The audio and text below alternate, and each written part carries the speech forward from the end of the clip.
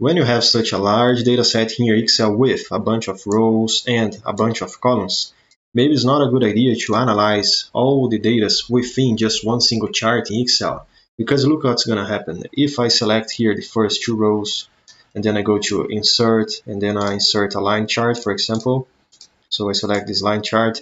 Okay, it's good. I can analyze the sales for Alex Ortiz, the first salesman. However, if I just click here, hold and drag down the selection, you're going to see there's a complete mess when I try to analyze all the values that I have. So maybe it's not a good idea to take such a large data set within just one single chart here in Excel.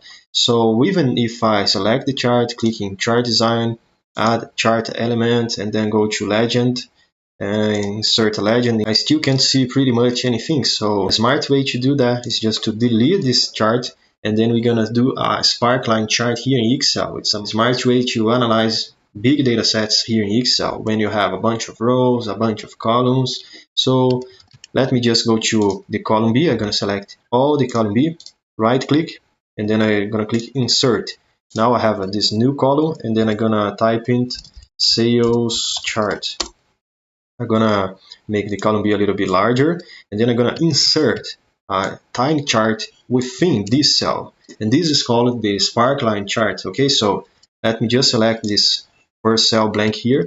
I'm gonna go to insert, and then I can select here in sparklines a line chart or a column chart. However, even if I select a line or a column chart, I can change the type of the chart later. So let me just select here the line chart, and then the Excel is asking me what is my data range. My data range in this first row is all the sales in the first row. Okay, so I'm going to select all the first row sales. I'm going to click in this down arrow right here. Location of the sparkline chart is indeed the B2 cell. So let me just click here. Okay, now we have our sparkline chart here in Excel, and now I can pretty much analyze the data. So I can see if the sales go up or go down, and that's it. This is a pretty much better way to analyze data in Excel when you have such a large data set. Now to make sure all the rows get a sparkline chart, we can just select the sparkline chart, clicking here in the corner of the cell, click, hold and drag down. Another thing we can do is just to click here in sparkline and make some adjustments in the layout and in the design of this chart. And as I said before, we can just change the style, so I can select the line type or the column type. So let me stick with the line type.